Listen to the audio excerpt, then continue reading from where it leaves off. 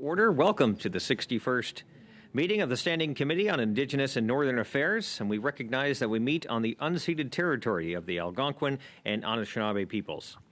Our meeting today will be in a hybrid format, according to the order adopted in the House on Thursday, June 23, 2022. Members may be present in person or on Zoom. The proceedings will then be published on the House of Commons website, and just as a note, the webcast will show the person who is speaking and not the entire committee. For those participating remotely, I would like to outline a few rules to follow. You may speak in the official language of your choice. Interpretation services are available for this meeting in French, English, and Inuktitut. You have the choice at the bottom of your screen of either Floor, English, or French. Please select your language now. If interpretation is lost, please inform me immediately, and we will ensure that interpretation is properly restored before resuming the proceedings. For members participating in person, proceed as you would normally do when the whole committee is meeting. Before speaking, please wait until I recognize you by name. If you are on the video conference screen, please click on the microphone icon to unmute yourself. Those in the room, your microphone will be controlled as normal by the Proceedings and Verification Officer. Please address all comments through the chair. And when speaking, please speak slowly, not like I'm doing right now, clearly, and when you're not speaking, your mic should be on mute. With regard to a speaking list, the committee clerk and I will do the best we can to maintain a consolidated order of speaking for all members, whether they are participating remotely or in person. And so, we move on to the committee. The motion adopted by the committee on April 19, 2023. The committee is now commencing its study of the subject matter of C-45, an act to amend the First Nations Fiscal Management Act. And today we have four witnesses. I do believe we have Harold Calla and Grant Christoph, Executive Chair and General Counsel, respectively, from the First Nations Financial Management Board. We have Alan Claxon and Jason Calla, Development Board Chair and Technical Team from First Nations Infrastructure Institute. We have Manny Jules and Marie Potvin, Commissioner and Legal Counsel, respectively, for the First Nations Tax Commission, and Ernie Daniels, President and CEO of the First Nations Finance Authority. Thank you, everyone, for being here today. We look forward to your testimony, and since we have Harold and Grant up first, we will start with them. Please, you have 5 minutes. Thank you for the opportunity to be here today. As you said, my name is Harold Calla.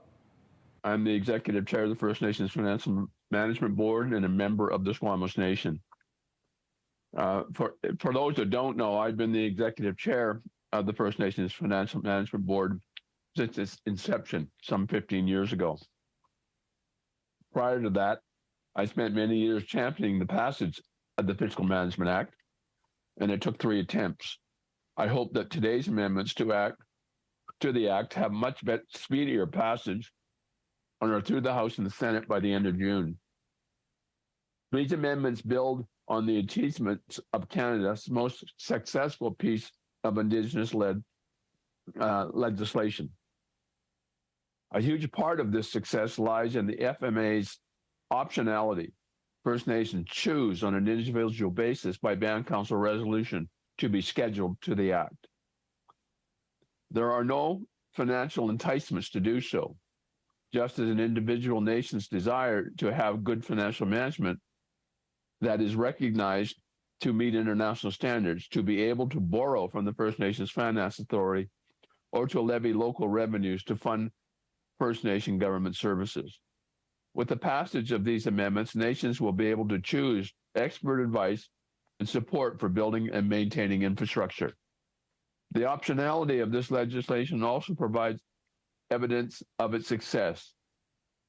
Nearly 350 First Nations have chosen one by one to be scheduled to the FMA. That is over 60% of the First Nations scheduled that are part of the Indian Act. The vast majority of these First Nations work with First Nations Financial Management Board. Like the other FMA institutions, the FMB is Indigenous-led, accountable to a board that is primarily Indigenous, with a staff that is mostly Indigenous, and we are an Indigenous-driven solution that supports communities in getting results an Ottawa-driven approach never could. The FMA is a success, and we need to build on it. That is what these amendments are about today. For the FMB, the amendments will enable us to work with modern-day treaties and tribal councils, something communities have been asking for years. The amendments will mean we can build on the statistical work we have been doing so that chiefs and council have better facts to inform their decision-making. And the amendments bring some of our operations into the modern day, such as allowing us to hold our AGM virtually when appropriate. The FMB supports nations in developing financial administration laws to enshrine transparency and good governance. We provide capacity support so nations can bring their laws into practice. We award financial performance certifications to qualify First Nations who meet the standards so they can borrow from the FNFA. And when we award a financial management system certification, the First Nations can then use this to show to their community and business partners that their financial practices meet the high standards internationally and standards that most municipalities in Canada actually don't meet. Over the years, our functions at FMB have grown in response to nations' needs.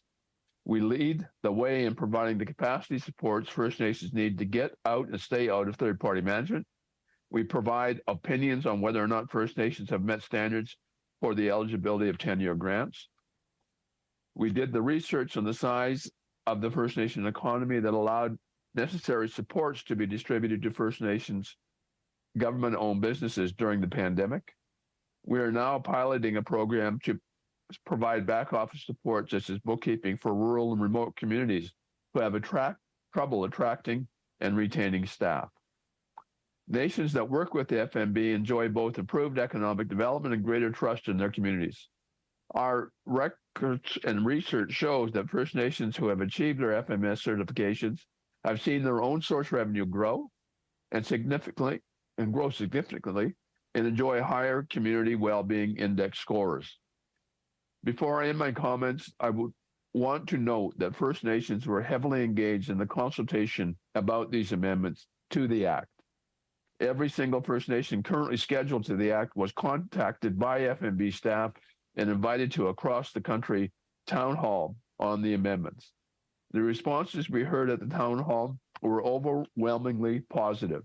In particular, there was tremendous support for the centerpiece of these amendments, the creation of a First Nation Infrastructure Institute. We did the same thing for modern-day treaties and tribal councils, that these amendments will allow us to work with them. In short, Indigenous institutions are providing solutions, support to First Nations that the current federal system never could. More and more First Nations are choosing to work with these institutions. Nations are asking us to do more, and we are prepared to respond. Pass these amendments so we can continue down the path of options that actually work for nations. Thank you. Thank you very much, Mr. Callow, for that testimony. Next up, I guess it's just up to, we'll go with the First Nations Infrastructure Institute, Alan Claxton and Jason Callow. 5 minutes, please. Mr. Chair, members of the committee, good afternoon. My name is Alan Claxton, Chair of the First Nations Infrastructure Institute Development Board, a former chief of my nation for 20 years, on council now, and I have been on council for 10 years. So I've spent a lot of my life in politics working for my nation. High-quality public infrastructure is important for the health and sustainability of our communities. And as I've said earlier, I've been involved in my community for over 30 years. And I've seen and understand the challenges to develop infrastructure projects.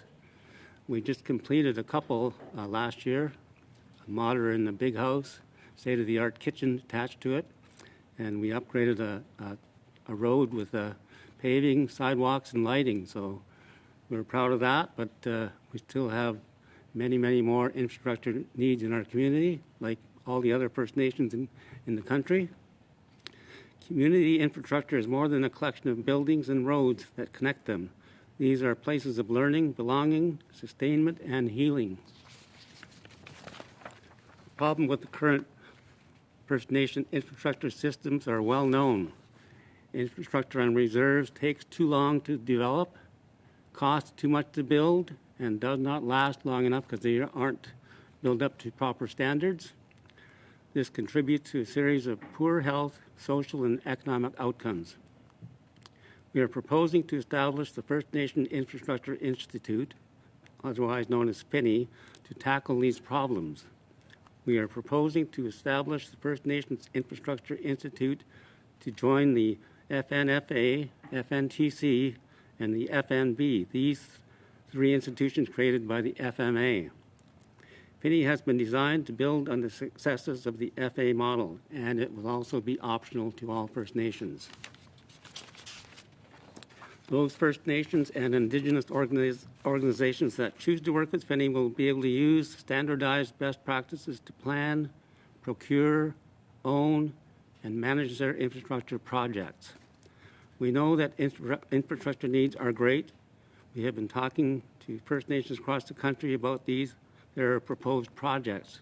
And Jason and I have been doing a lot of traveling into a lot of communities across the country. We know there are many projects that nations have in mind, including water and wastewater systems, roads, internet connectivity, recreation centers, and health centers, and that's just the tip of the iceberg. These projects support and serve both members that live on our lands and non-members that may be resident living or working on their lands. And that's a good example of my community. We have 10 trailer parks and 2 RV parks in my community. We know that development of these projects will benefit not only community, but we also the regional economy as well. We believe that working with FINI will support First Nations and Indigenous groups to advance their projects. Our goal is to assist nations to develop infrastructure in a better and more sustainable way than the current approach. Right now, I thank you for the opportunity to present these amendments. We are asking for your support to move ahead with the proposed amendments to the First Nations Fiscal Management Act in Bill C-45. Haichka CM, thank you very much. Thank you very much for your presentation. Next up, we can go to Marie Potvin and Manny Jules. 5 minutes. Members of the committee, good afternoon. My name is Manny Jules, and I am the Chief Commissioner of the First Nations Tax Commission, one of the 3 institutions created by the First Nations Fiscal Management Act, better known as the FMA. I was also chief of my community, the Kamloops Indian Band, from the year 1984 to 2000. Thank you for this opportunity to appear before this committee to speak in support of Bill C-45.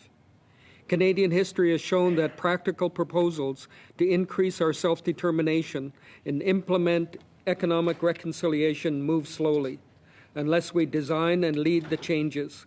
The proposals are optional. First Nation institutions support their implementation.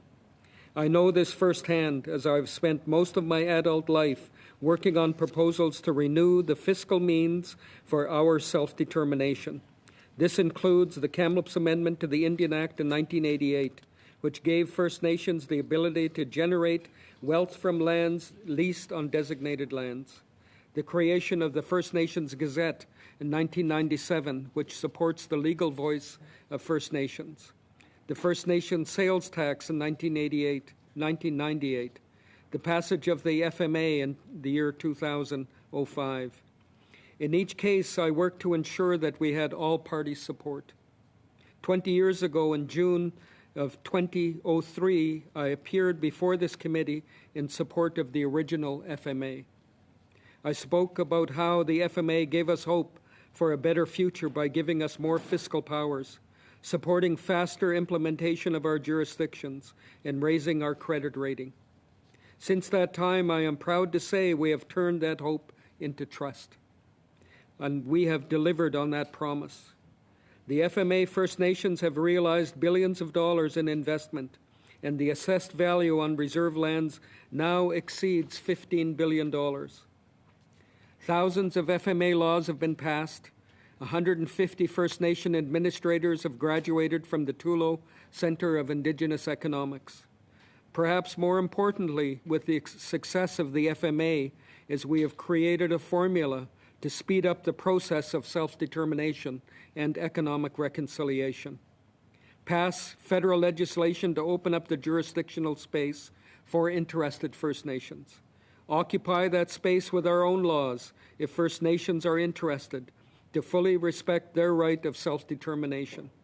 Support First Nations who opt in with First Nation institutions, standards, and accredited training to increase the benefits. Bill C-45 is the next step in this process and reflects what we have heard from the FMA First Nations. We need our own infrastructure institute. We need to expand our fiscal powers. We need to take control of our fiscal information. And we need to expand our capacity to support within the Tulo Center for Indigenous Economics. These amendments reflect what the FMA institutions told this committee in 2022 as part of your study on barriers to economic development. They were also recommendations to the committee's report to the House of Commons. The FMA is the most successful First Nation-led legislation in Canadian history, with more than half of all First Nations using this act. We now know that with these improvements, the number is only going to grow. We have moved beyond simply recognizing First Nation rights to implementing First Nation jurisdiction. Working together with the support of all parties in Parliament, the FMA institutions and First Nations have provided an optional legislative path to complete one part of the unfinished business of Canada, finding a place for First Nation governments within the Federation and the economy. Our work will continue down that legislative path. For example, the development of a First Nations resource charge to ensure benefits from resource revenues derived from our lands, and with the creation of the First Nations Assessment Authority, which will provide an accessible and reliable institution for the valuation of First Nation lands. And all party support for these amendments will demonstrate Canada's commitment for our self-determination and economic reconciliation. I believe that the legislation is the continuation of my father, Chief Clarence Jewell, started in 1965. His words then still resonate today. We must be able to move at the speed of business. Your support for these amendments demonstrates that my ancestors were right when they wrote in a letter to Prime Minister Sir Wilfrid Laurier in 1910 that by working together, we can make each other great and good. Thank you very much. Thank you very much for that presentation. We now go to Ernie Daniels, President and CEO of the First Nations Finance Authority, for 5 minutes. Thank you, Chair. My name is Ernie Daniels, and I'm the President and CEO of the First Nations Finance Authority. I am a member of the Salt River First Nation in the Northwest Territories. I'd like to thank Leanne Walsh and her team at CERNAC, the First Nations Tax Commission, and the First Nation Fiscal Management Board for working collaboratively on these amendments to the First Nation Fiscal Management Act, the FMA, over the last several years. The First Nations Finance Authority, the FNFA, is a nonprofit organization whose mandate is to provide financing, investment, and advisory services to those First Nation governments across Canada that voluntarily schedule to the FMA. The FNFA board is elected annually from the member First Nations. The FMA received royal assent in 2005 with all party support, and the FNFA has been providing services to the First Nation government across Canada ever since. To date, there are 342 First Nations that have been scheduled to the FMA, and the FNFA has loaned over $1.8 billion in financing to its membership of 151 First Nations through 9 provinces in the Northwest Territories. This has resulted in the creation of over 20,000 jobs, and an economic output of $4 billion, which demonstrates that we are stronger together. But certain economic and social needs of our member communities can only be met through amendments to our Act. The FNFA strongly supports Bill C-45 in principle. It brings significant positive change that will lead to enhanced opportunities for First Nations and Indigenous governments across Canada. For example, the financing secured by others' revenues regulation will be incorporated directly into the FMA. Bringing the provisions about other revenues directly into the FMA result in a comprehensive FMA that is much easier to follow. Another example is the definition of borrowing member is expanded in anticipation of eligibility being expanded to Indigenous governments and not-for-profit organizations through other regulations that will still be required. These important entities provide essential economic and social services for First Nations. The proposed amendments will have significant positive impacts for First Nations. Thank you, and Masi Cho for your time and consideration. Thank you very much for your testimony today. We begin now with a round of questioning, starting in a 6-minute round. With the Conservative Party, we have Gary Vidal, who gets 1 minute. No, I'm just kidding. 6 minutes. Chair. Thank you, everybody, for being here today and for the work you've been doing, and with your own respective organizations to move this legislation forward. I think this is legislation that I think everybody agrees that we all think there's very good components to this, and it's going to make a big difference in the lives of people across the country. Mr. Daniels, I want to start with you for a minute. You and I started having a conversation about the concept of monetization way back in 2021. I know that seems like a forever ago with COVID and all that stuff in between, but we started the conversation back in 2021. We talked about all kinds of things, how the multiplier effect of leveraging could create upfront investments to really work at closing the infrastructure gap. We talked about the fact that inflation didn't allow the increase in capital grants that are provided, at say a 2% per year increase to keep up with inflation. We talked about own source revenue definitions and how the expansion of those could actually lead to more opportunity to leverage some of those revenues to attack that infrastructure deficit. Today in one of the presentations was already mentioned about the report on barriers to Indigenous economic development and how this committee unanimously endorsed the idea of testing this concept out with a pilot project of some kind. So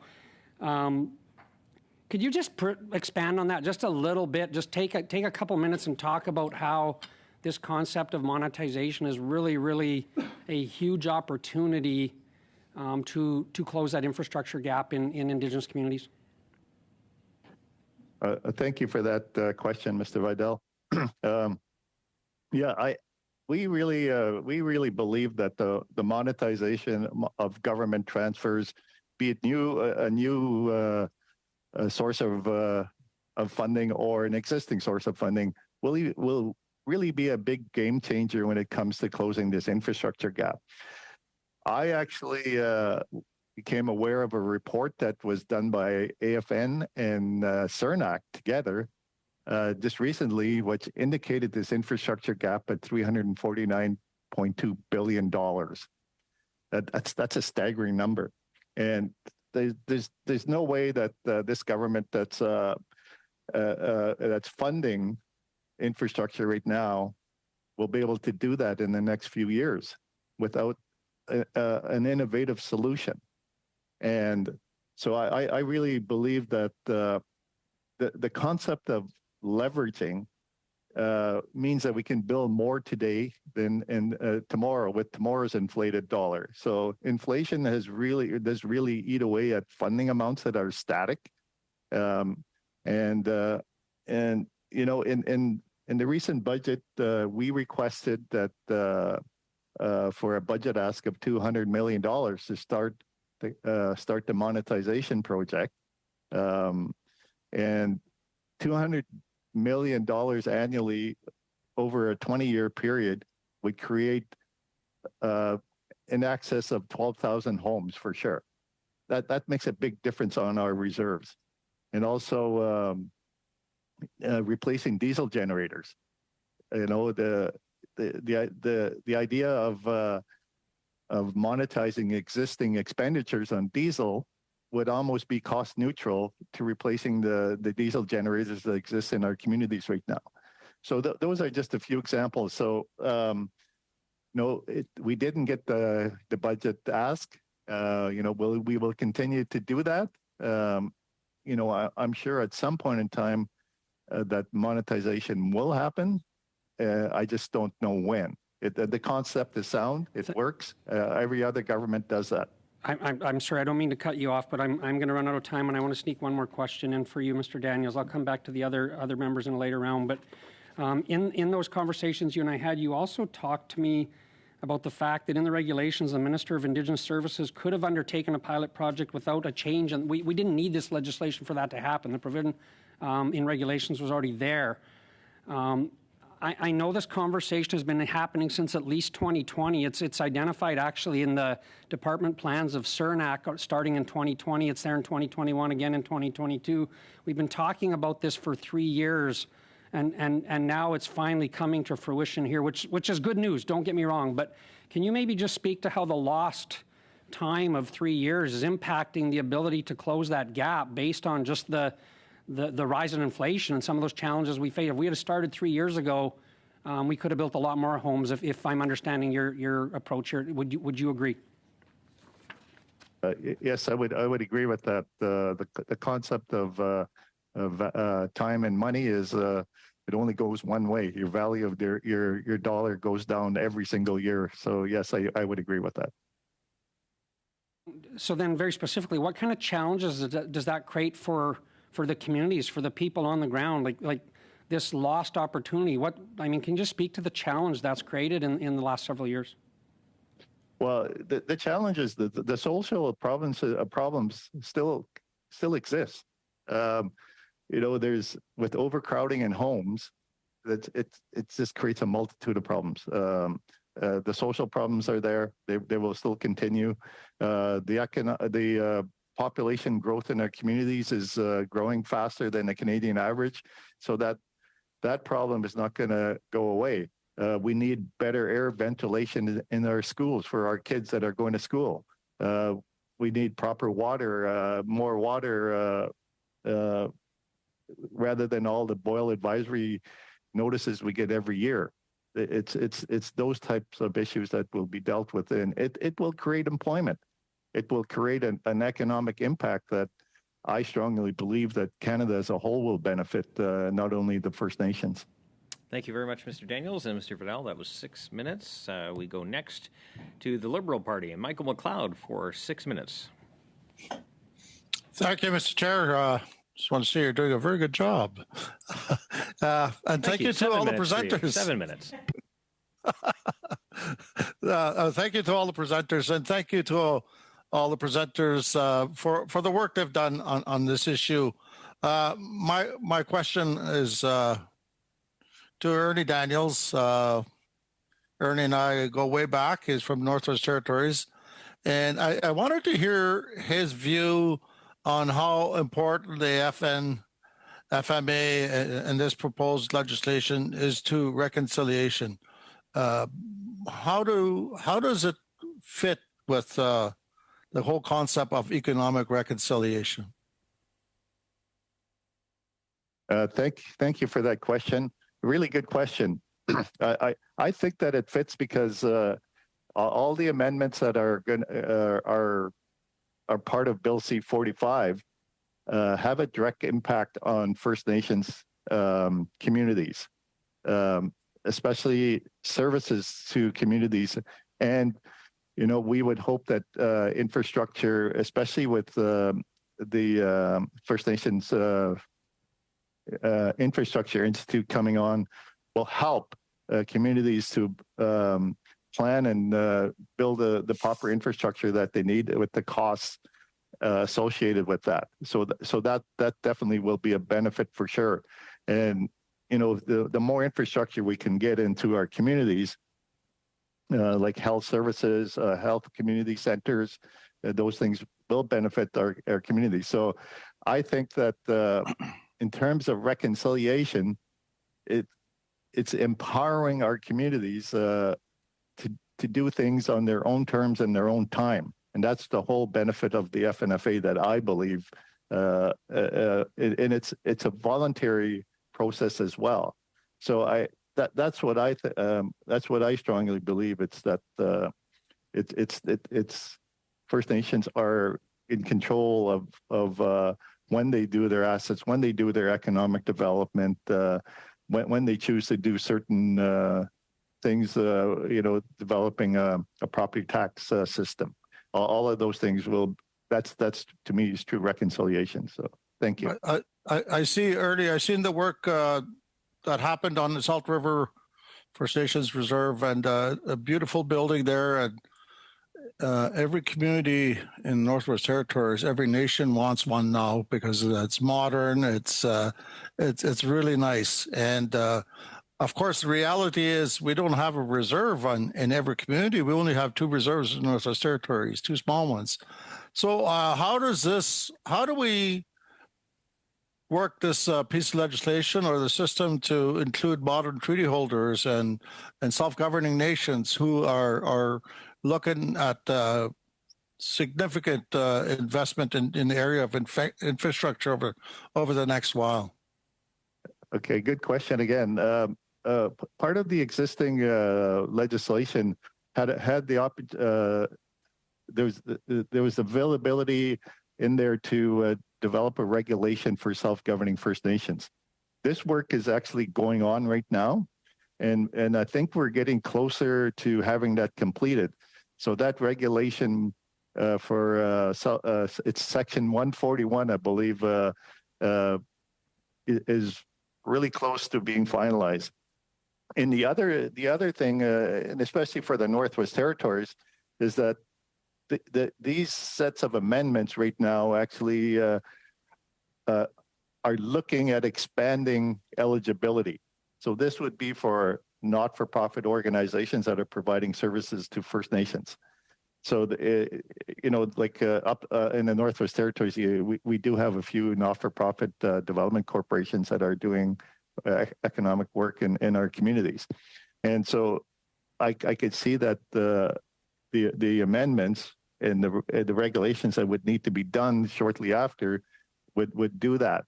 And as it exists right now, there are a number of communities in the Northwest Territories that have actually expressed interest in the Act and the work that we do under the Act.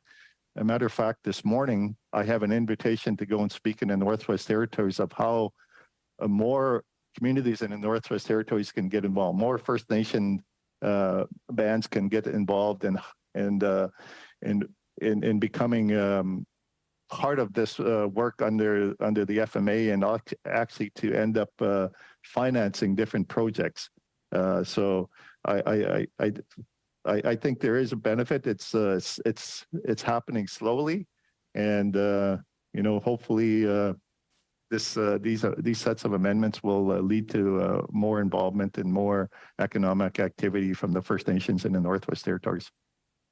I have one last question. You've stated that this is optional legislation, and we both know that there is some parts of the country that still can't take part, and that's being worked on. But is there some? Could you point to some reasons that First Nations in the South that can opt in are choosing not to opt in? Would there be any reasons that stand out? That's a good question. Believe it or not, in this day and age, with this legislation being getting royal assent in 2005, there are still some First Nations that are not aware of what we do under the Act. But other than that, there are First Nations that feel that they don't have the revenues or the wherewithal to join this Act. And so once they find out, and once they see that other similar First Nations have actually gone in and have actually borrowed, the interest happens. But it's a few of them, some nations like to work on their own. And and some are just learning about it, and some are actually seeing the benefits of joining and want to join now. So it's going to take some time. We have 342 scheduled to the act, which is a high number. It's really a good number. That's in itself, if you group 342 municipalities together to take advantage of an act like this, they would gladly do so.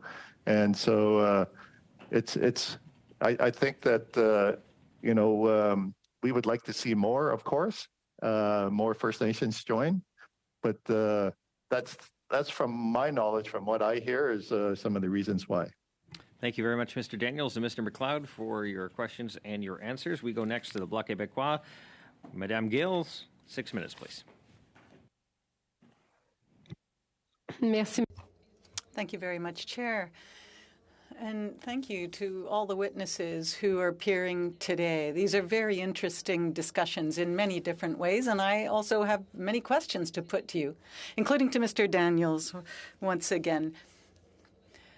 There are many people who are here today who worked on this bill and upstream from the bill.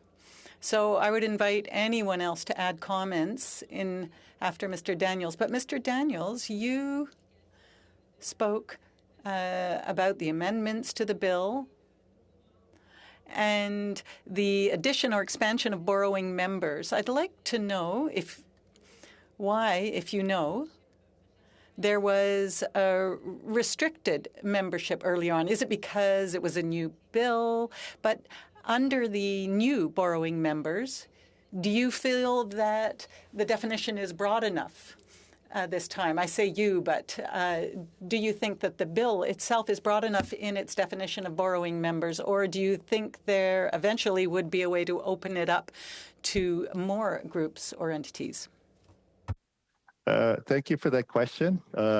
Yes, I believe that there will be opportunity to open up more to other Indigenous groups such as Inuit and Métis. I think that's the next logical step into this. And right now, I do believe that getting the not-for-profit organizations that are providing a service to communities will definitely be beneficial. For example, in BC, the First Nations Health Authority, would like to undertake an infrastructure program. They may be already doing that, but there's a need for health centers all across the province, and I could see that being the same for other provinces in the country as well. And in some cases, another possible group that could access or be eligible later on would be First Nations collaborating together on a single project, operating from a not-for-profit basis, of course. So I'd like to see that myself, but I think that the First Nation groups were the first groups that actually started working on legislation like this. It started in BC. Harold or Manny could probably answer that a bit better than I can, because I came in later. I came in 2011, and they were here from the start.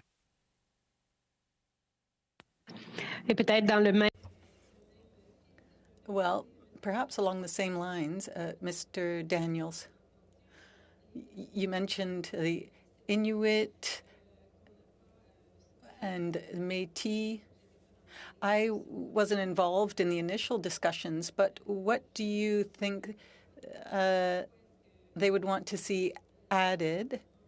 And why are we not adding these groups now? Why are we not taking advantage of this bill to do that right now?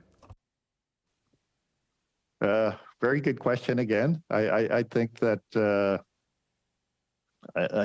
when we start amendments, it takes a lot of time and effort to get things moving forward, and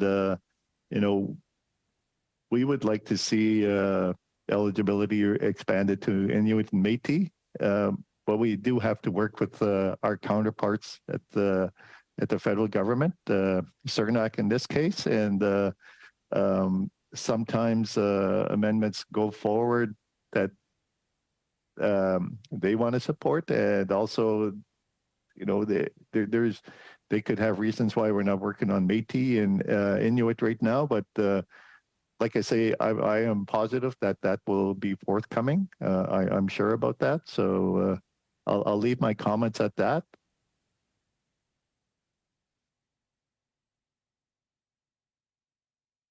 Merci, je suis désolée. Thank you very much. I'm sorry about the delay. I'm listening to the interpretation, so I have to listen right to the end. Mr. Daniels, one last question. Time is running out. And this may follow up on previous questions. If that definition, borrowing members, is expanded, does that, you think, put more pressure on the Act itself or the authority itself? If you start to broaden borrowing members, that means those services have to be expanded as well. And so obviously there is increased borrowing potentially to the different groups. So do you think that puts any pressure on the authority itself? Or do you think you'll require additional funding in order to achieve that mission? And may it also deprive other groups, because there would be increased competition, which may mean that those pieces of the pie become much smaller, or some get the bigger pieces of the pie? So this isn't an opinion. It really is a question. Thank you very much. Yeah, thank you for that question. I believe that, well, first of all, the act is a voluntary act. So those organizations would request to work out of the act. So in regards to competition, or I guess more groups sharing more lending groups, I would imagine you're talking about sharing the pie. I always go back to letting the choice be with the First Nation or the entity that's borrowing, to see what type of financing would be best suitable for them. And I think that there is a lot to go around. With First Nations, we mentioned $349.2 billion infrastructure gap.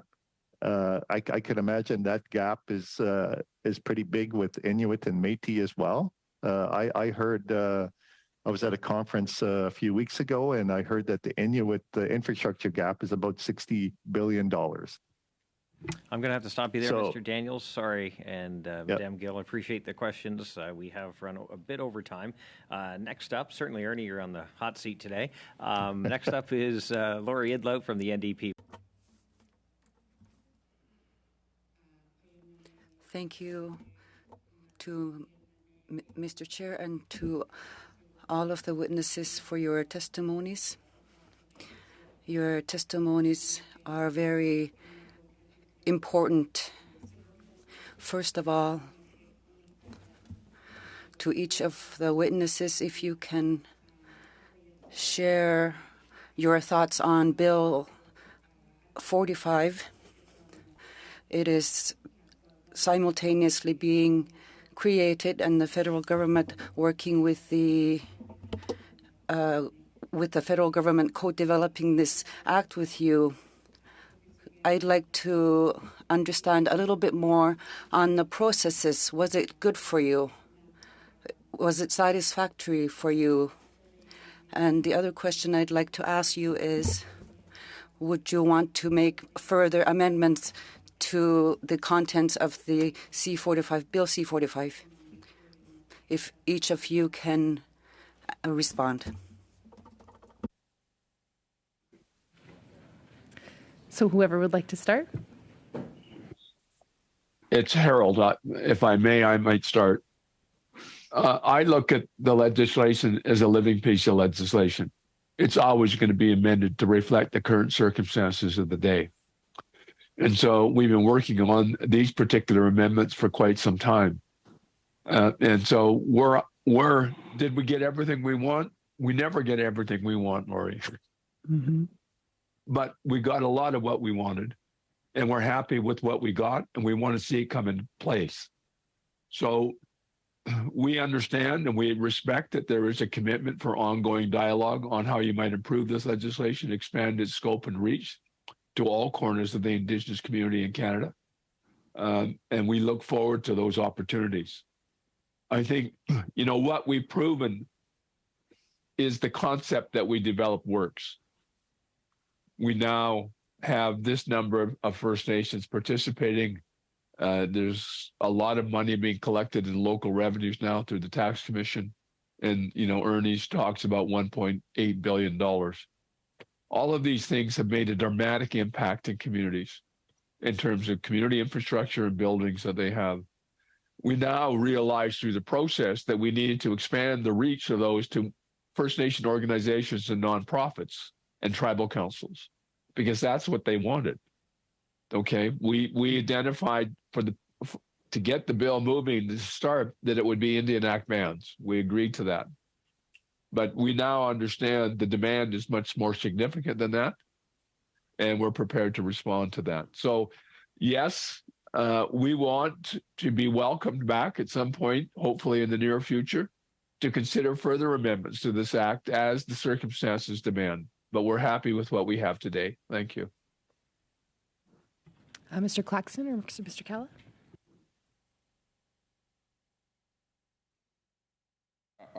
Just in terms of the amendments with respect to the First Nation Infrastructure Institute, it was a good, constructive process, and we really appreciated the working relationship that we developed with the people at CERNA to develop the amendments. We are fortunate to have a development board led by Alan Claxton and other leaders from across Canada who provided leadership and guidance to the amendments, based on their experience of years in leadership and administration with projects in Indigenous communities. And, when we got a chance to see the draft legislation, we had a good technical team discussion to review it and propose some refinements.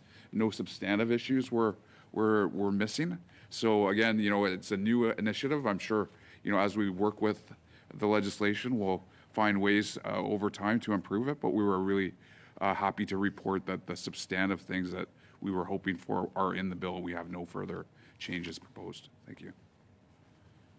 Mr. Jules or Ms. Potter? Thank you very much.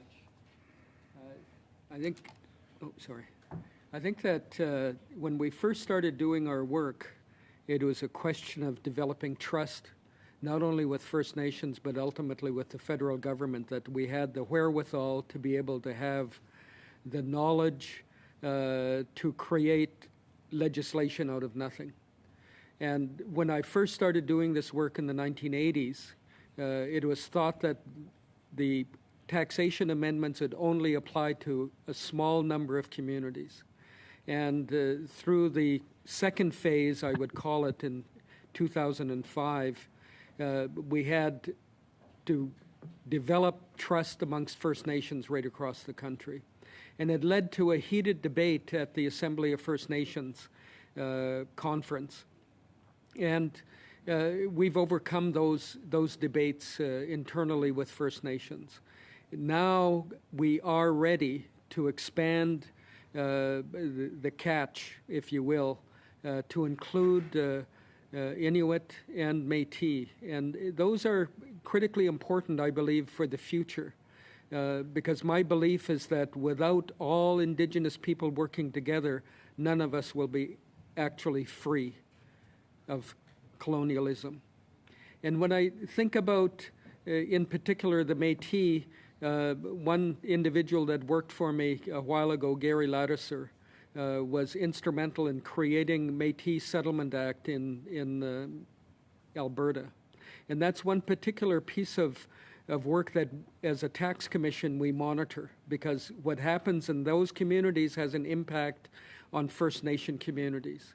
And also in embracing the Métis, we're also embracing the history of this country, and all of its complexity. And when you look to the far north with the Inuit, of course, there's a lot of issues that I feel that we could have been involved in. The jet fuel contamination of the water systems, and the like. And, in my meeting with yourself, Laurie, talking about the names of just, thinking on our common history of, being notified as your name is now a number. And as I told you at that meeting, my number is 688-00-32401. And so there's a lot in common that we have to overcome collectively as Indigenous people in this country. And what that brings us is the strength to be able to overcome all of the hurdles that are going to face us in the future. And indeed, when we start to deal with those areas, it means that our place in this country and in this federation will be more strengthened. Thank you, Mr. Jules, and thank you, Ms. Idlow. We'll now move to our second round, and we'll begin with Mr. Schmale for 5 minutes. Thank you very much, Chair, and good to have you back. Appreciate the testimony, hearing everyone today and their words about this piece of legislation. I'd like to pick up on something and maybe direct this question to Harold Calla, or I can open it up to the field as well.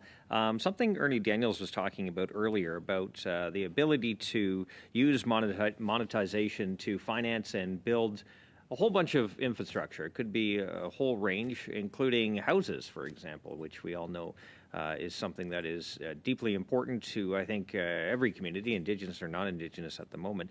But in addition to the kind of the housing piece of this puzzle, what about the economic reconciliation that has to be included in this conversation in order to kind of set the stage for that growth to kind of maintain and grow that home and also the community? How important is economic reconciliation to this? Well, I think housing can play a major role in economic reconciliation, but it's got to become more than a program. It's got to become a business activity. And, if you're going to own a home, you generally have to care for it and pay for it. And that's difficult to do if you don't have an economy in your community. So part of the strategy here is to look at how we create the infrastructure, how we create the housing, and the other supply chain issues that bring about a housing portfolio, to support the capacity development of our individuals, to train them in the trades, to have them have an employment position. I think that's a critical piece of what we need. So sometimes we just look at the house and the stick frame construction to say, well, that's what housing is. Well, it's the supply chain that is delivered to that stick chain that really needs to be looked at and participate in that whole value chain so that there can be permanent employment. I mean, eventually one would like to think that you're going to build all the houses. So I think we need to be in a position where we are looking at these things from a more economic value about how you maintain them. The infrastructure is a big piece, obviously, but it is about gaining meaningful employment on a long-term basis to be able to maintain the homes in good standing. And that way you can see the ability to kind of move away from program funding and start to build a economy that is done on the local level and outwards from there. Very much so. If program funding was going to work, it would have worked by now. Thank you very much. Mr. Jules, TAKSIS. One of the first things you brought up to me when we met not too long ago, taxes. Give me your thoughts on that, and maybe you can tell us about the significance of this being in that legislation. A lot of First Nations and other Canadians don't recognize or know their history, that taxes was a fundamental part of Indigenous culture going back many millennia. And as a matter of fact, our cultures wouldn't have survived on this land without the concept of taxes. And TAKSIS is the Chinook spelling of taxation.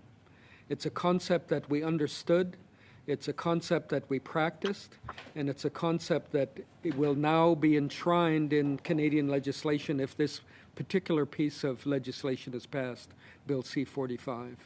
It was a Chinook language, trade language, that was spoken in the Pacific Northwest from Alaska to Northern California. It is a very important concept because it educates our people that we had these concepts that was part of our cultural milieu. And it also signifies to Canada that taxation is something that we're not afraid of dealing with. And taxation is a fundamental governmental power that has its roots in the Matsqui court decision. It was one of the very first court decisions that I was involved in, going to the Supreme Court of Canada.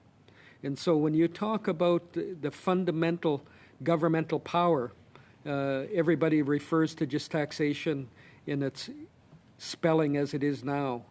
When we introduce the concept of taxes, T-A-K-S-I-S, that's going to fundamentally change how we view taxation in this country, and in particular, how my people, how Secwepemc and Indigenous people across the country think about taxation. It isn't a foreign concept. These are concepts that we had as part of our worldview, how we financed our infrastructure, how we financed our culture, how we financed international trade amongst the Indigenous population of the Americas. That's your time. What's that? That's your time. Thank you very much, Mr. Smale. We'll now move to Mr. We'll move to Mr. Weiler for 5 minutes. Thank you, Madam Chair, and would like to thank the witnesses for being here today, and also for coming to Ottawa for the introduction of this bill, and also from your previous testimony on our first study on barriers to economic development for Indigenous peoples. I want to start with a question that has been brought up in different ways by some of my other colleagues, and that's just about the I mean, obviously, it's incredible that almost 350 communities have signed up to this, but obviously there's quite a few that have not. And from speaking to some accountants, one of the concerns that I've heard raised is that there may not necessarily be the capacity at some of the much smaller Indigenous communities. So I was wondering if perhaps Mr. Kalla, if you could speak to that, and whether some of the changes in this bill, particularly like you mentioned before, about the nonprofits that work with a number of First Nations, if that might help address some of those issues. Thank you for that question, actually. We are undertaking a pilot project at the moment that we're calling support services that will actually address those issues. Because what we experienced, particularly in the default management program that has become so successful, is that many northern or remote communities have difficulty attracting and retaining staff. They just can't do it. And you can't do it 634 times either. So you got to create a mechanism where you create the accountability and transparency that's going to be required.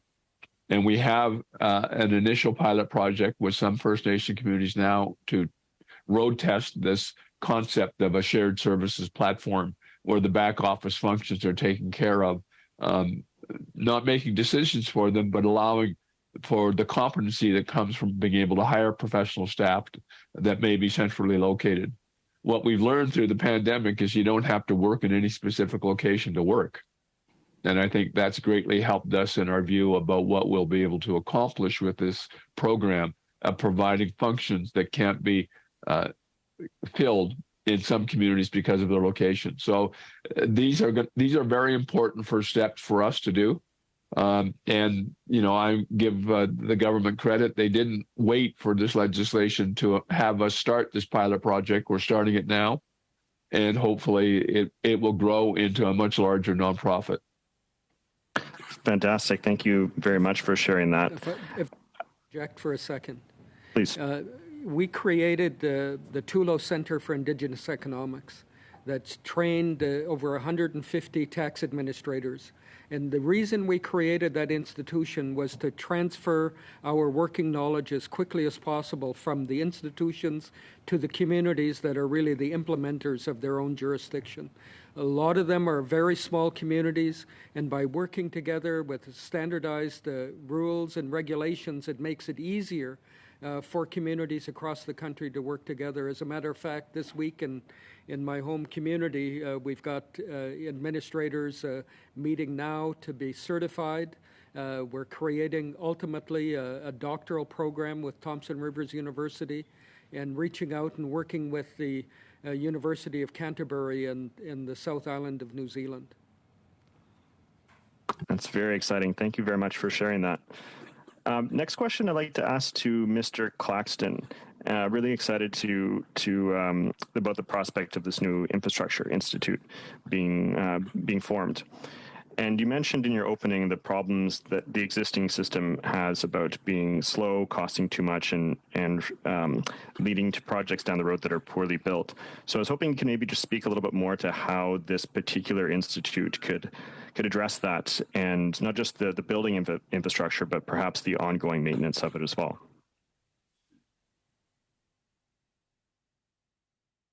Examples of what we've been doing with our pilot projects. We've gone into 2 communities with our team, and I'll go in there as the former chief and get introduced to the community.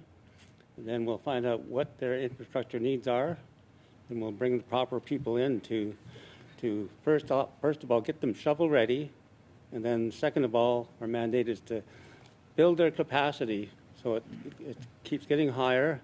And as their capacity builds, then the need for Finney goes the other way. And maybe Jason could elaborate on this a bit more.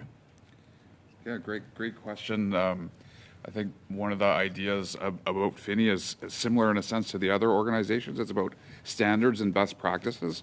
Instead of financial management or taxation, in this case, it's about infrastructure. So what are the best practices of developing a business case for a project? And we're starting to think about those even.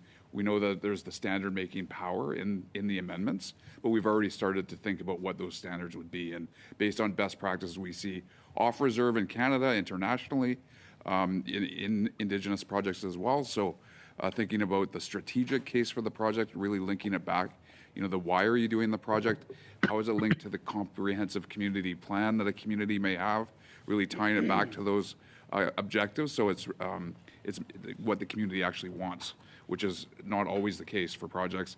Also thinking about the technical case for the project, thinking through the technical options for the project, the commercial case, the procurement approach, which can allocate risks to the appropriate parties in the process, which can help with the timeliness and addressing cost issues and change orders.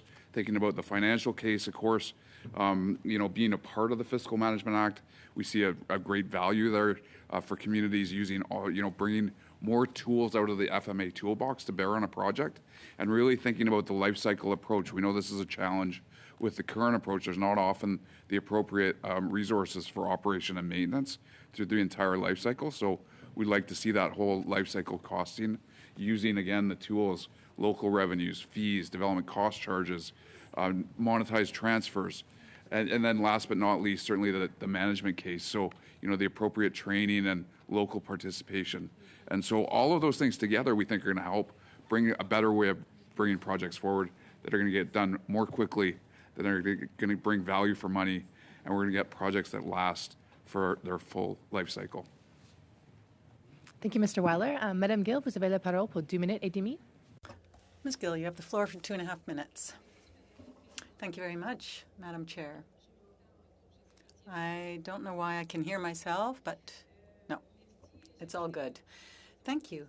This time I'd like to ask you some questions about the enforcement of legislation and broadening legislative authority. I don't know who will be able to or will want to answer, but if you feel that this is your area or easier for you to reply, please go ahead. So first of all, how would you like to broaden the scope of services, for example, and application? And could you please give us a few examples of different types of scope when it comes to legislative authority? If anyone would like to respond. Mr. Jules? One of the, I guess it goes back to one of the your earlier question about how we could expand this to include Métis and Inuit. Right now, our focus is on First Nation communities, but it isn't a stretch to be able to expand that to include other communities, as I mentioned in my presentation. One of the things that you had kind of asked for is enforcement, and that's a big issue for all of our institutions that are operating it, not only the FMA, but also the Lands Advisory Board. And this issue came to the forefront during the early days of COVID, when First Nations wanted to exert their jurisdiction to isolate themselves, and they found they didn't have the jurisdiction to be able to do that because of limitations, either as a band council or as a community.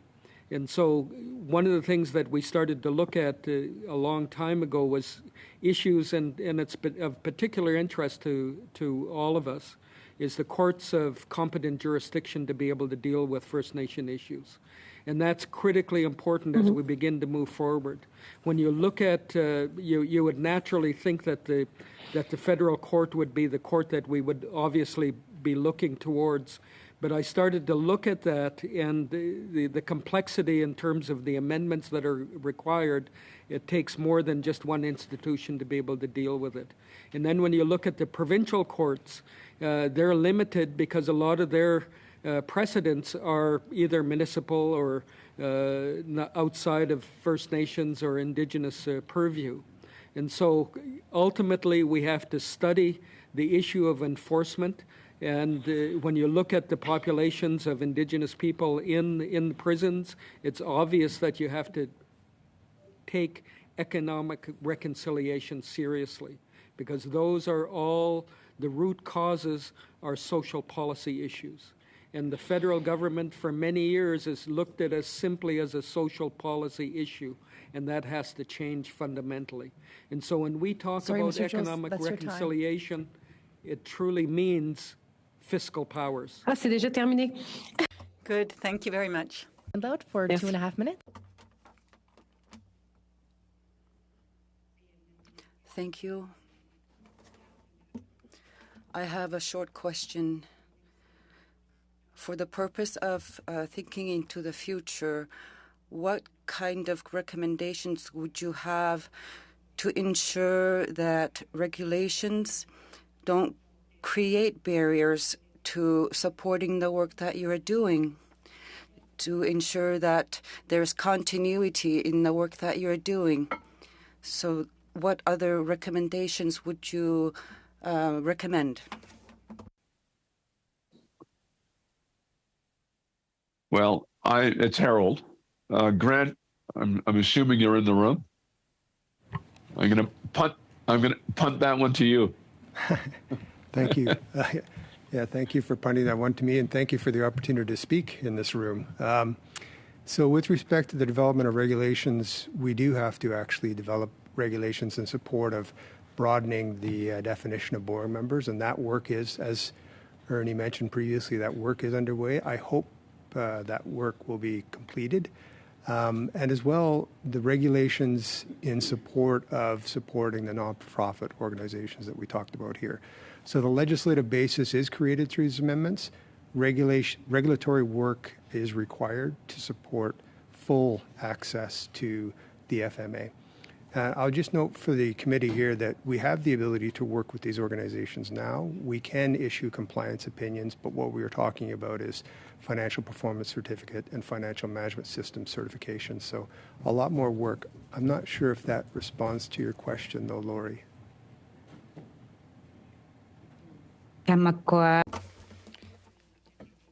The work that you're going to be doing, and in terms of recommendations, can you identify any recommendations for the work that, in order to ensure that the work that you're doing does not go to waste, and for the regulations that will be created? I just don't want to create or to see any barriers, although the Bill C-45 is one bill that's really a pleasure to hear. So in order to avoid barriers to the regulation. If I could comment, one of the things that's critically important for parliamentarians to recognize is, my dad talked about moving at the speed of business. And that means, being able to move very quickly. And when we deal with Parliament from start to finish on a legislative agenda. Just, with the Infrastructure Institute, when we first introduced that concept, that was in 2016. And so it has taken us 7 years to get to this stage. And if we're truly going to move on an economic reconciliation agenda, that process has to speed up considerably. When we deal with changes that are necessary for the operation of our institutions, there are going to be areas where we're going to need legislative change in the future. And so we would ask parliamentarians, and in particular this committee, to be able to be cognizant of that, to work with us, because we've got the track record dealing with First Nation communities. We've got built up a lot of trust. We know that we can deliver, but we have to be able to speed up any legislative initiatives as required, and there's going to be many. I mentioned a couple of them during my presentation. If I could add... Sorry, Mr. Daniels, I you'll have add? to wait to another time for the question. So we'll move on. We've got 5 minutes for Mr. Vidal. Oh, Mr. Zimmer, take it away. Thank you, Madam Chair, and thanks to our witnesses. I have a very specific question to you, Chief and Councillor, I guess, Claxton. I guess, first of all, is Tsawut, is that the proper way to pronounce your nation? Yeah. Not too bad? How would you pronounce it? Tsawut. Okay, I'll do better. I'm looking at your portfolios, what you currently do as a councillor, and not to mention what you've done in the past, but it's culture, language, elders, finance, personnel, health, education, social development, fisheries, maintenance of public works, First Nations Financial Authority, and the list goes on and on and on down to RCMP. And the reason why I bring that up for the audience that may be watching today is I want to bring this into context of somebody that's on the ground that has seen what hasn't worked in the past and what needs to be done to make it better. And I can attest, I have many First Nations in my riding up in Prince George, Peace River, Northern Rockies. And we have gone before to different ministers of First Nations only to ask and get very little in terms of a response to specific questions. It's very difficult. And I guess seeing how sometimes unresponsive it can be, just from your own perspective, what is this? You've talked about it before. What potential changes this is going to have to infrastructure and First Nations communities? But from a person that's on the ground there, what's going to be different going forward if these amendments pass? Well, as the chief, I bought into the fiscal management tools, and so I was one of the earlier bands to implement property tax, and that brings own source revenues to the First Nation. Right. And then I was on a plane to Ottawa to talk to Health Canada, and they said, "Chief, what do you want?" And I said, "Just a health facility, just a nice small. We need a health facility." Right. And they huddled up and they said, "Okay, if you include a gymnasium, then we'll move you from way up here to number one." I quickly shook their hands and. Point of order, Madam Chair. Yes, Mr. McLeod, point of order. But the witness is speaking too far away from his mic. I can't make out what he's saying. Sure, thank you very much for flagging that. That's okay. So shook their hands and accepted the deal, but then I was on the plane coming home and I was thinking, how am I going to pay for this gymnasium? So I got a hold of Manny and he referred me to Fiscal Realities and brought in the team, and they we worked on our own sale tax to take over the GST. And so that gymnasium's almost paid off now. And we also just now implemented the property transfer tax. So I believe that you don't have to, you have to be part of the fiscal team, but you also have to use the tools that are available at your fingertips. And if you don't use them, it's just like not using your muscles. And you have to would you say? No, sorry, go ahead. You have to establish good relationships with your members and also the neighbors that live in your community, because it involves everybody that's in the community. Right. Well, what I was just going to add to that is what I see the difference is it puts you in a position to be in the driver's seat. You're able to decide what infrastructure you want to do. You go to the community and they decide what I think somebody mentioned on the panel. The community decides what infrastructure you want to build in your own communities, as opposed to the previous where I'd take its hat in hand and asking the minister if they'd be so nice to ask or to do what you wish them to do. So to me, it could be it's life-changing for First Nations communities. And I just applaud Manny and Harold and many of the group that's sitting, many of you that are sitting here today, applaud you for your tireless work on this. Because Manny, you mentioned in 2003, I was here in 2011 hearing Harold and the pitch and saying how good this is going to be for First Nations communities. I just applaud you that you've gotten it this far. It just needs to get a little further. Jason, since I have the chance to ask you a question, we talked about this in previous committee about economic reconciliation, and we've heard it a few times today. And I know, speaking to Harold and others, how important it is to First Nations communities that it's a very key pillar to reconciliation. Can you just speak to that for the next couple minutes, I guess, about how important economic reconciliation is to First Nations communities?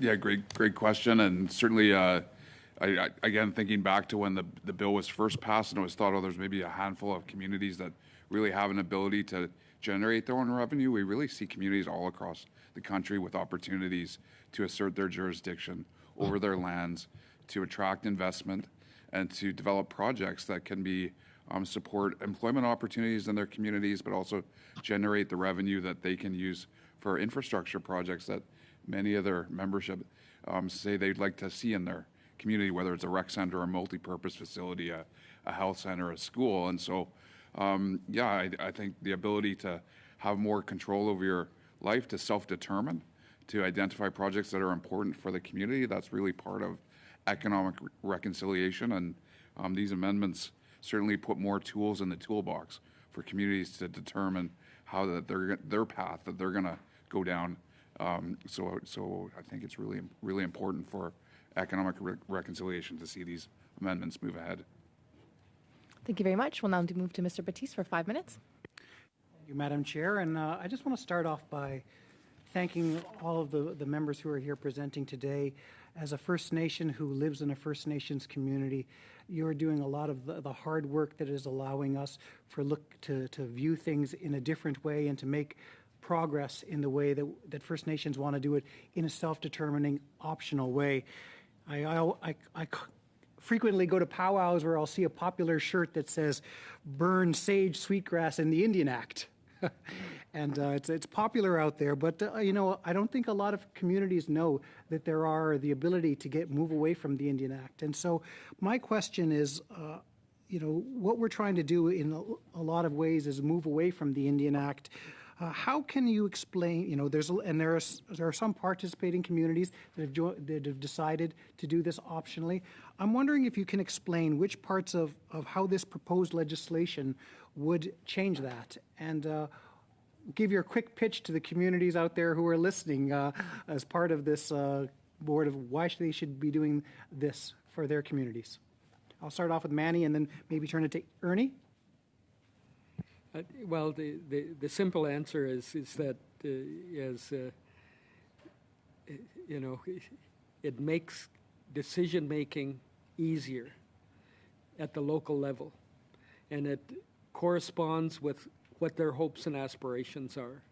You can have the right of self-determination, but if you don't have the fiscal means to be able to do it, that hampers your vision. What the institutions do is it makes it easier to make that leap. And it isn't anymore just a leap of faith. We've created the institutional support to be able to do that. Ernie, did you want to go next? Yeah, thank you. Yeah, so the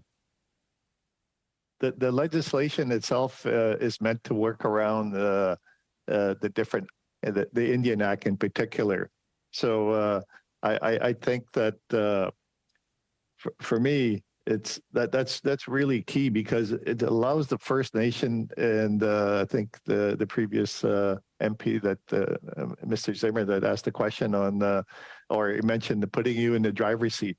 And I think that's the really empowering thing of the act and the amendments that are going forward. It does put that decision making in the First Nations hands, so that they determine when they're going to do things on their own time. And, as long as that they have the revenues to support these kind of things. And so revenue sharing has to be another part of the equation from the federal government that needs to be discussed at some point in time. And I think that's really important. So thank you. Manny, you said in your closing statement that what your father passed down to you was we must be able to move at the speed of business. Can you expand on that, and why is that important for First Nations communities? It signifies, I learned a lot from my dad.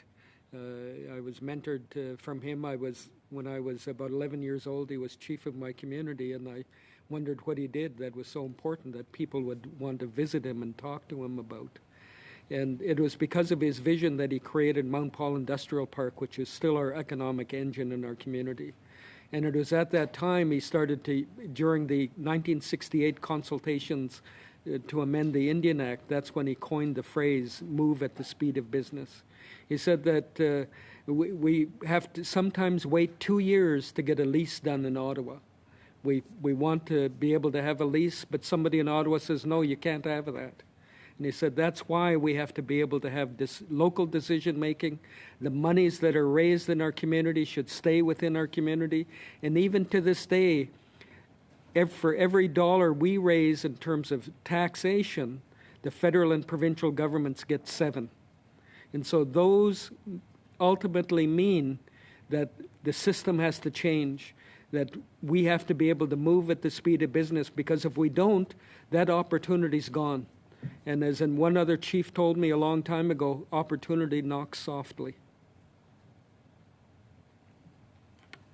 Thank you, Mr. Batiste. And before we move on to our third round, I'll just remind committee members to be as succinct in their question as possible so we can get those fulsome answers. I hate cutting off our witnesses. And certainly if you could direct your question to someone, it just makes it a lot easier that way. So we'll go to our third round now, and we're going to have Mr. Morrison, whose name I will not forget, and Mr. Vidal to split the time for 5 minutes. Yeah, thank you, Chair. I'm really interested in, and I'd like maybe a few people to answer if they want to, but we talk about moving at the speed of business. We talk about it's been 7 years to get this to this point. But what I'm understanding by listening to some of what you've had to do in the meantime, and that's really talking about your pilot projects. It's talking about your transfer of knowledge quickly, shared services because of our remote communities. So you've actually taken it upon yourselves to try to go out and figure out what works best and learning from that. And that's, I think, the best thing is when you can learn and then say, this worked really well, but that didn't work at all. So we're going to stop and not do that again. So you're really ready for when C45 is signed off, you're ready to go. And it's because of some of the work you've done historically in trying to get there. So really what I'd like to hear is some of your stories of what you've done and the challenges you've had and how you've moved that forward, because I think a real life story means so much more than some, communication on a piece of paper. So I'll open that up. Well, Gerald, if I might, I want to talk about those communities that were in default management. Many of them were in third-party management for as long as 20 or 25 years. They got involved with the Financial Management Board. We entered into a pilot program with the department. We had some pilot project firms that are communities that got themselves certified by the Financial Management Board.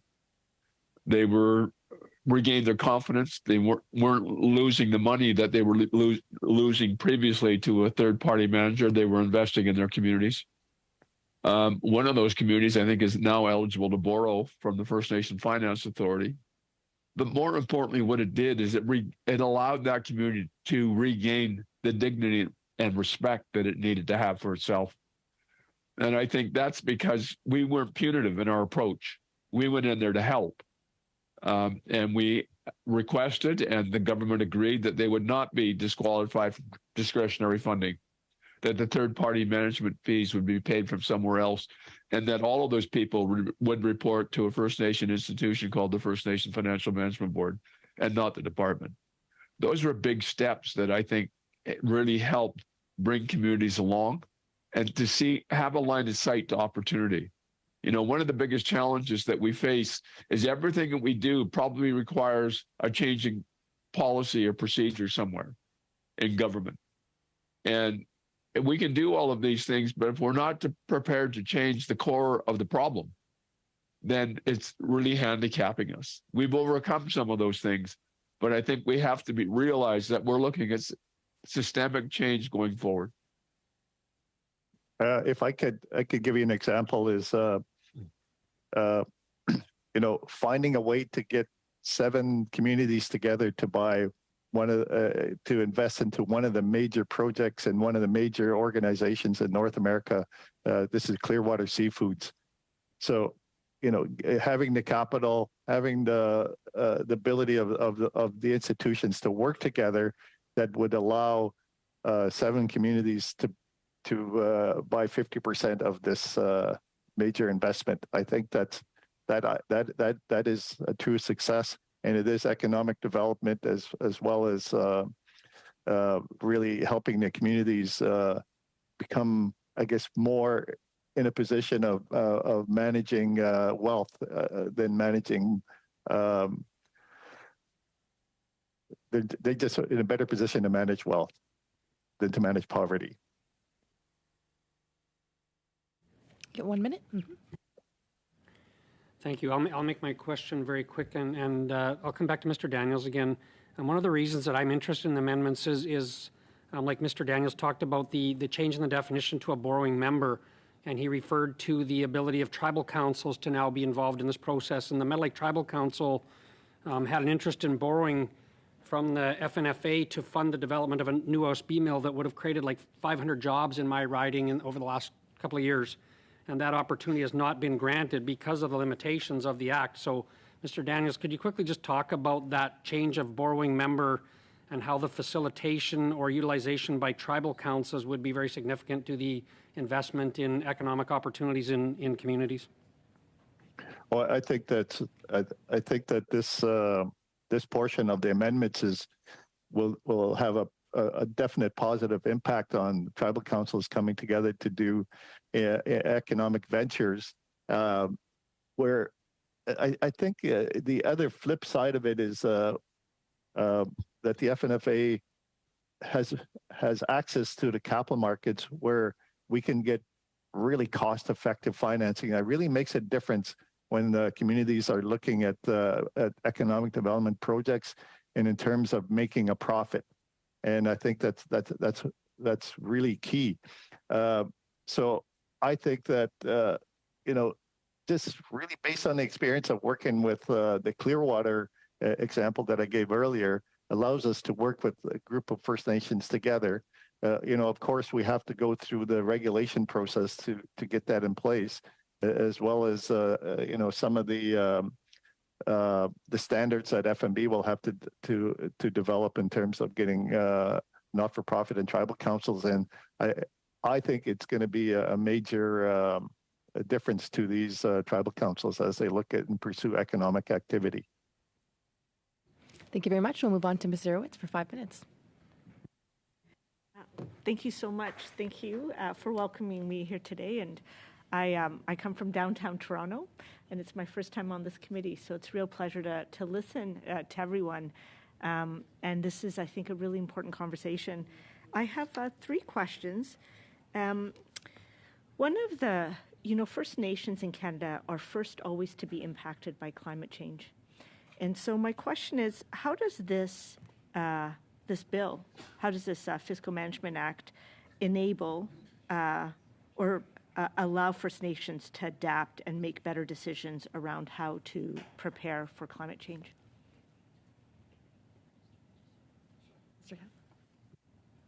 Great question. And I think one of the studies that was referenced earlier, done by the AFN, measuring the infrastructure gap, actually did a lot of good work around thinking about climate adaptation. And of course, in British Columbia, we've seen really awful impacts to communities from flooding, from forest fires. And, thinking about, again, it sounds a bit boring coming back to the planning assumptions, but the planning of the project, or the planning assumptions of the project, the development of the business case, having more local knowledge and local control over setting those assumptions and plans in place to take into account climate adaptation strategies, I think is part of what's possible under the proposed amendments, certainly if nations wanted to be working with Finney, working on projects. So that's certainly something that we've thought about. And, in the couple of pilot projects we're talking about, one with a community in Ontario, actually, Kettle and Stony Point, and one with a community in Atlantic Canada, Buck and Gag Mi'kmaq Nation. We've got, the water, wastewater systems, thinking about the environmental constraints and thinking about the planning issues that go into it. So certainly, to the extent that you can take more control of those things locally, we think that's a good thing. And to add, we had, as Jason was talking about, 50-degree temperatures. One of my uncle's family's entire, all of their homes burnt down in Lytton. And so when we start talking about the Infrastructure Institute, that's going to mean that we're going to have to adapt. We're going to have fire-hardened communities. Last couple of years since my community was just about evacuated, we had 6 fires within our reserve lands. None of the provincial fire folks could come onto the reserve because they were busy fighting other fires. And so capacity development is going to be important so that we will have fire-ready, institutions to help them. Some of the communities in the interior, as a result of the atmospheric rain, were just about completely flooded out, losing most of their land.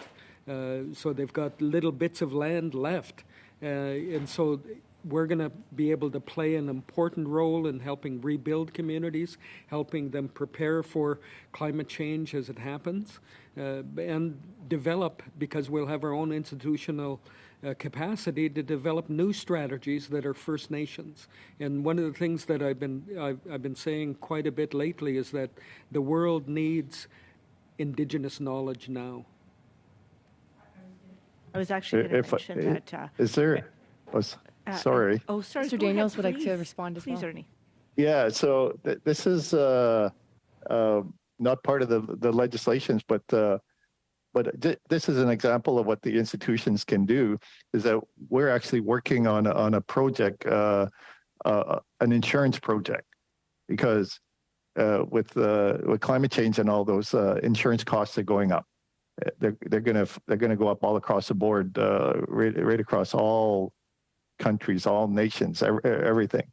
And so we're trying to find a more economic way to insure our assets and to insure our businesses and to insure our homes across our nation. So that's one of the things that we're working on. So I thought I would add that in. Thank you. How much time do I have left? 45 seconds. Oh, 45 seconds. I think the only thing I would mention, I sit on our finance committee, and one of the things we were talking for a while, this is a while back, was just around flood mapping. Because the reality is there's certain parts of this country, certain segments, you're just not going to want to rebuild in certain pieces because it doesn't make any sense.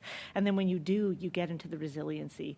And I do share who I think it was you, Mr. Jules, when you made a comment about sharing information and the world needs us to be able to access Indigenous knowledge. You're absolutely right.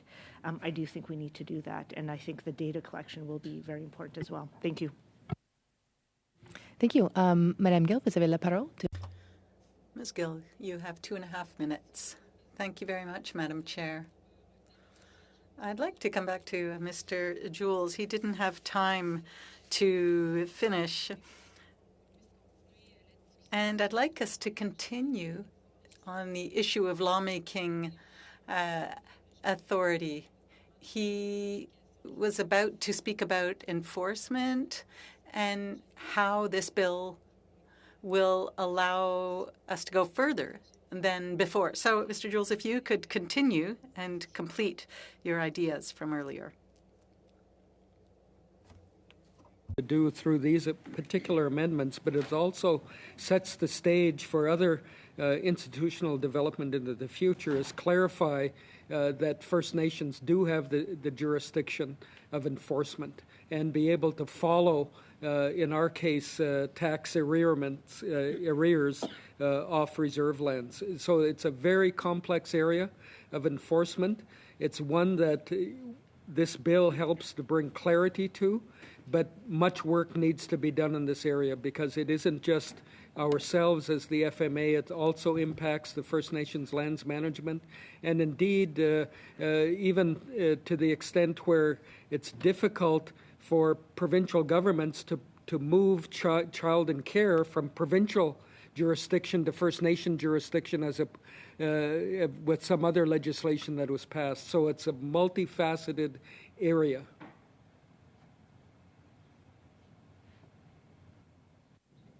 One minute still? A minute? J'essaie de me donner la parole en... Thank you. Thank you very much. One last question then. I believe it was Mr. Daniels who referred to this, or someone did. They said that they referred to what borrowing members had requested under the bill. There are over 300 borrowing members already.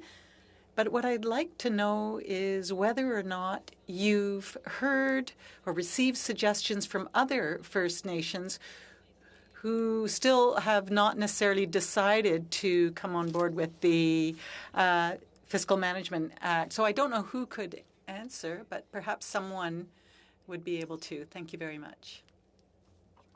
If you'd like, you get about 30 seconds, but you can add to another question if you'd like.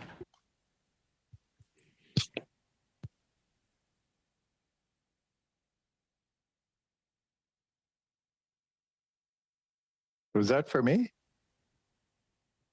Yes, please. Well, I do think that it's a process for a First Nation to go through the different parts of the legislation as they work their way through the different institutions to do the different works that they want to do.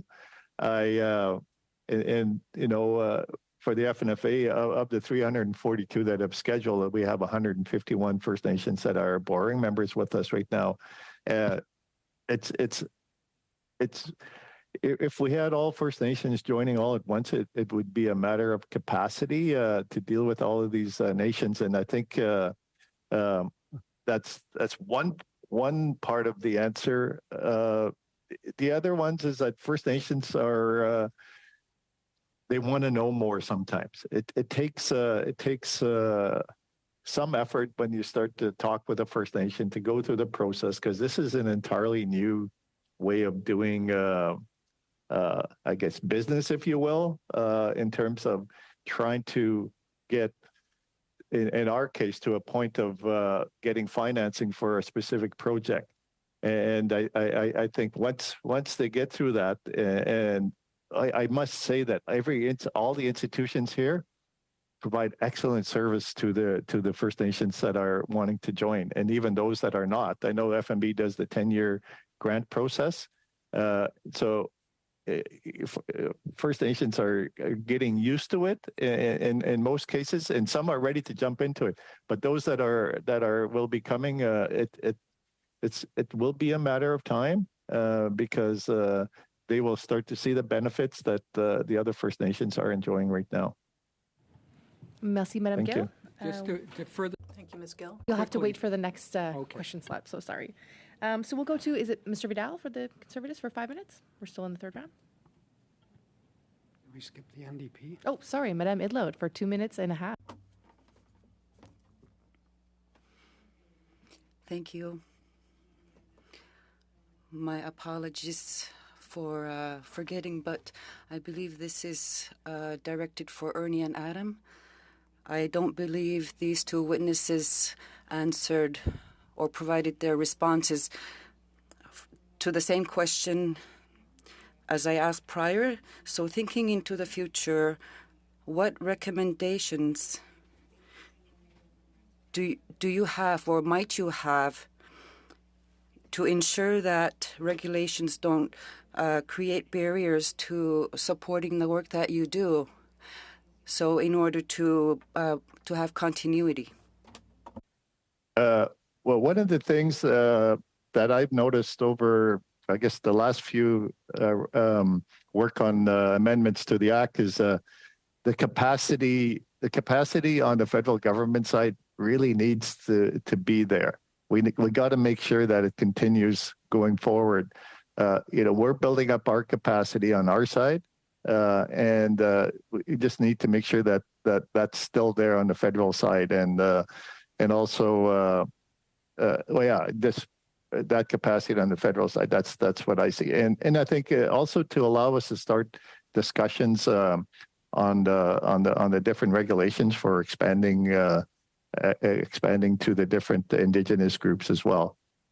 If we can start that work now, if a longer runway is more beneficial than a shorter runway. If I could add to that, I would just say quicker pace of legislative and regulatory development. So echoing what Ernie just said, we need increased collaboration with our federal counterparts. I would also say we need to be more collaborative in all of our legislative initiatives. So again, echoing what Ernie said as well. There's 30 seconds left if anyone else would like to add. Oh, all right, we'll move on to Mr. Vidal for 5 minutes. Thank you, Chair. Mr. Daniels, I want to follow up a little bit where we kind of got shortened or cut off on the last round a little bit about this idea of the increased definition of borrowing members, and we talked about tribal councils. Another specific example I have in Northwest Saskatchewan is we have the Pelican Lake First Nation, and I think you're aware of the situation. We have the Pelican Lake First Nation who has about 1,700 members in Northwest Saskatchewan. They're working with Pine House, which is a Métis community in Northwest Saskatchewan with a population of about 1,000 people. And what we have in those two communities is a volume of electricity that's available to these communities. It's about a third of the national average. And what they're proposing is to build a couple biomass facilities. They have the fuel, they have the sources, they have the arrangements with Sask Power where they could proceed with this, but they are looking for the opportunity to get funding through your organization. But we have a Métis community and a First Nation, which I don't think fits the definition of any of this yet. And I'm just wondering if you have some thoughts on where this might have to go or where we could go with this at some point that would allow this kind of arrangement that's going to serve all kinds of positive benefits, like replacing the unreliable diesel generators and solving this shortage of available electricity for communities like this in a riding like mine. So take some time and just explain how we could get there based on your understanding of the act and where we might have to go. Thank you for that question. Yes, I'm very well aware of those communities and the issues that they face. I think with the regulation that's being developed, the not-for-profit organizations, if it's limited to First Nations, then we have a problem. But I think that there might be some openness to Indigenous as a definition. If we could keep that in mind, and we're working on the regulation, that would really help. That's other than that, just we'll have to continue working to expand the definition to Métis. But if we can keep that in mind for the regulation, keeping it to Indigenous rather than strictly First Nation. Thank you, Mr. Daniels. I'm going to pass my time to Mr. Schmale to finish off. Thank you very much, Mr. Vidal. And again, appreciate the opportunity to jump in on this discussion. Mr. Jules, just to finish up where we left off last time when we were talking about taxes, TAK, SIS, of course, we were talking about the benefits that the communities themselves could have when they have the ability to raise revenue. Of course, we're talking about keeping taxes low while we do that, of course. Yes. Okay, absolutely. I'd love to hear that. All right. I want to go on to getting projects done quickly and how to do that. So there have been discussions throughout this 2-hour period about how to get projects done quickly, and you can do that by allowing communities to make decisions that are best for them based on the circumstances that they're dealing with on the ground. I'm open to whoever wants to talk about this, but the benefits that you have when decisions aren't being made in Ottawa, decisions aren't being made in places, in boardrooms or in office towers here in Ottawa about communities people may have been to, maybe not, and how we can get more velocity in those tax dollars to get projects actually built and done to the requirements of those on the ground, rather than trying to discuss what gets approved and what doesn't here in Ottawa. So basically, getting things done quickly rather than program funding. I just want to elaborate on that for whoever wants to talk about that. Well, I will put in my 2 bits. One of the concepts that I've been advocating, and it's been something that's been percolating under this thinking cap for quite a while, is a First Nations resource charge. Canada is at a crossroads. It needs all kinds of metals to be able to function in today's marketplace. Critical metals. Joe Biden was up recently to talk about critical metals. And what's hindering that is First Nations jurisdiction. We need to recognize First Nation jurisdiction so that they can partake in resource development and extraction in a way that hasn't happened in the past. And in order to do that, First Nations have to be part and parcel to deal with the environmental issues themselves, and also to be able to benefit from those developments. And right now that isn't happening. We see that happening over and over again with any resource development. The money either comes here to Ottawa or it goes to Victoria or Fredericton or some other place around the world. And if we don't have the jurisdiction and if we don't benefit from the resource developments in this country, we won't be able to ever catch up to the infrastructure backlog. And in order for this to happen, we need to be able to have a clear signal from the federal government that it's prepared to cede federal tax room to First Nations, and at the same time, the provincial governments have to do likewise. And if that doesn't happen, we're not going to be able to have food security, energy security in this country in our lifetimes. And First Nations are now at the forefront of those struggles because it's the land that we're trying to take care of, and even if it's water rights. One of the issues that I've been dealing with in the prairies is the flooding situation that this young lady was talking about earlier on. You've got a situation where the Red River flows north, and where does it flood? It bypasses Winnipeg, all of the other communities, and it floods First Nation communities. And so when you talk about hydro development, who does it impact more than anybody else in this country but First Nations?